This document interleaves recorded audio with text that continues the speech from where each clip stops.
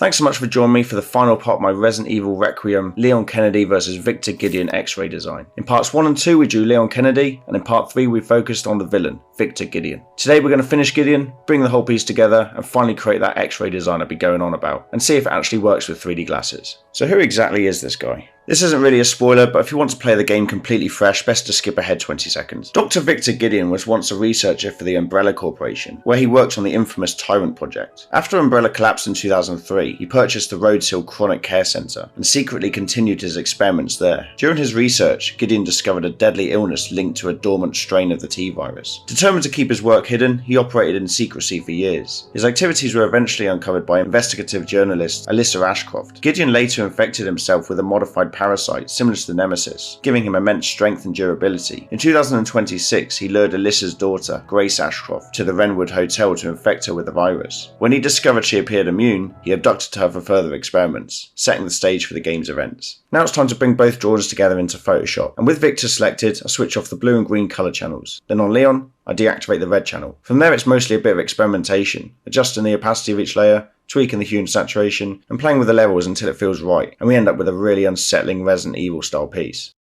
And that's this project finished. Let's test it with the 3D glasses. On the red side, Victor Gideon comes through nice and clearly, and on the blue side, Leon makes his appearance. I really hope you like how this one turned out.